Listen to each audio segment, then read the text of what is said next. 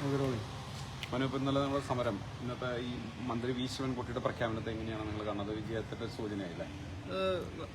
മന്ത്രിയുടെ ഇന്നത്തെ പ്രസ്താവന സ്വാഗതാർഹമാണ്. ഇന്നലെ മന്ത്രി ഉൾപ്പെടുന്ന യോഗത്തിലേക്ക് യുവമോർച്ച ശക്തമായിട്ടുള്ള പ്രതിഷേധം നടത്തിയിരുന്നു. അതൊരു തുടക്കം മാത്രമാണെന്ന് അറിയിച്ചിരുന്നു. വരും ദിവസങ്ങളിൽ താമര എന്നുള്ള പേര് കലോത്സവ വേദിക്ക് നൽകിയില്ലെങ്കിൽ പ്രതിഷേധം കടുപ്പിക്കുമെന്നുള്ള ഒരു സൂചനയാണ് ഇന്നലെ നൽകിയത്.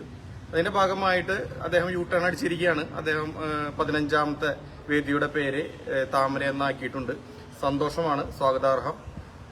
അതിലെ എല്ലാ വക പിന്തുണയും യുവമോർച്ച ജില്ലാ കമ്മിറ്റിയുടെ ഭാഗത്തു നിന്ന് അറിയിക്കുകയാണ്. മന്ത്രി അഭിനന്ദിക്കുകയാണ്. വൈകിയാണെങ്കിലും അദ്ദേഹത്തിന് വിവേകം വന്നതിൽ യുവമോർച്ച ജില്ലാ കമ്മിറ്റിയുടെ എല്ലാവിധ അഭിനന്ദനങ്ങളും.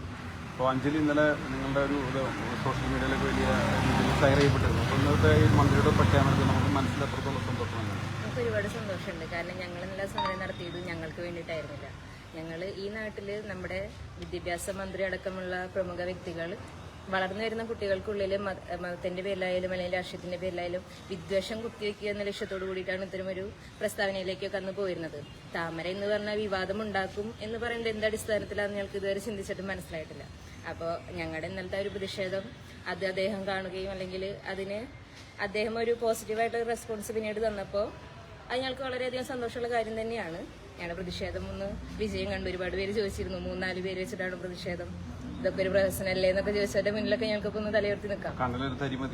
തീർച്ചയായിട്ടും, എന്താ സംശയം അതില്. ഞങ്ങള് കുറച്ചു പേരുള്ളെന്നുണ്ടെങ്കിലും ഞങ്ങൾ നിലകൊള്ളുന്നത് സത്യത്തിന് വേണ്ടിയിട്ടാണ്. സത്യം എന്ന് വിജയം. ദേശീയ പുഷ്പം എന്നുള്ള നിലയ്ക്കും താമര ഉൾപ്പെടുത്തേണ്ടതായിരുന്നു. തീർച്ചയായിട്ടും നമ്മൾ സ്കൂളുകളിലടക്കം പഠിപ്പിക്കുന്നുണ്ട്. ഇതേ വിദ്യാഭ്യാസ മന്ത്രി കൈകാര്യം ചെയ്യുന്ന വകുപ്പാണ് വിദ്യാഭ്യാസ വകുപ്പ്.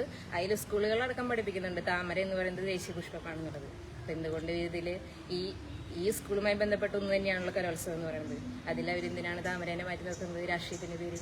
അഞ്ജലിയുടെ വാക്കുകൾ ഇന്നലെ ഒരുപാട് പേര് സോഷ്യൽ മീഡിയയിൽ ഷെയർ ചെയ്തിരുന്നു. അത് കണ്ടിട്ട് ഈ 4 പേരെന്നുള്ളത് പോസിറ്റീവായിട്ടുള്ള കമന്റ്സ് എന്തൊക്കെയായിരുന്നു? പോസിറ്റീവായിട്ടുള്ള പാർട്ടി പ്രവർത്തകരും നിങ്ങളുടെ നേതാക്കന്മാരൊക്കെ എന്താ പറഞ്ഞത് കേട്ടിട്ട്? നന്നായി അതായത് സംസാരിച്ചത് വ്യക്തതയോട് കൂടിയിട്ടാണ് എന്നുള്ളൊരു അഭിപ്രായം വന്നിരുന്നു. ഞാൻ പിന്നെ ചോദിക്കാനുള്ള കാര്യങ്ങളും പറയാനുള്ള കാര്യങ്ങളും ആരുടെ മുന്നിലായാലും പറയും, ചോദിക്കും. അത് പണ്ടുമുതലുള്ള ശീലമാണ്. നമ്മുടെ സംഘടന നമ്മളെ പഠിപ്പിച്ചിട്ടുള്ളതാണ്. നമ്മൾ തെറ്റ് കണ്ട ചോദ്യം ചെയ്യണം, നല്ലത് കണ്ട അതിനെ അഭിനന്ദിക്കണം. സംഘടന പഠിപ്പിച്ചിട്ടുള്ള അതാണ്. ആ പാതയിലൂടെ തന്നെയാണ് ഞാൻ ഇപ്പോഴും പോകുന്നത്, ഇനി അങ്ങോട്ടും പോകുക. ഇനി മന്ത്രി വി ശിവൻകുട്ടിക്ക് അഭിവാദ്യം അർപ്പിച്ച എന്തെങ്കിലും പരിപാടികൾ യുവമോർച്ച പ്ലാൻ ചെയ്യുന്നുണ്ട്? കാരണം യുവമോർച്ചയുടെ സമരം വിജയിപ്പിച്ചല്ലോ മന്ത്രി. അല്ല, അങ്ങനെ അതിന്റെ യാതൊരു വക ആവശ്യമില്ല. അദ്ദേഹത്തിന് വിവേകം വന്നതിൽ ഞാൻ ദൈവവിശ്വാസമായി ഞങ്ങൾ അവിടെ കടപ്പെട്ടിരിക്കുന്നു. ആൾക്ക് ഇനിയും നല്ല ബുദ്ധിയും ഊർജവും ഉണ്ടാവട്ടെ. ഇനിയുള്ള 6 മാസം കൂടി എന്തായാലും ഉള്ളൂ. അത് കഴിഞ്ഞാൽ കഴിഞ്ഞല്ലോ. നമ്മളെ തൃശ്ശൂർ ഈ താമരപ്പൂ വഴിപാട് വലിയൊരു സംഭവമാണ്. മന്ത്രിയുടെ പേരിൽ ഒന്നുമില്ല, ഒരു വഴിപാടുമില്ല. അദ്ദേഹത്തിന് ഇനിയുള്ള 4 മാസം 5 മാസം പൂർവ്വ ആരോഗ്യത്തോടു കൂടി ഭരിക്കാൻ സാധിക്കട്ടെ എന്ന് മാത്രമുള്ള പ്രാർത്ഥനയുള്ളൂ.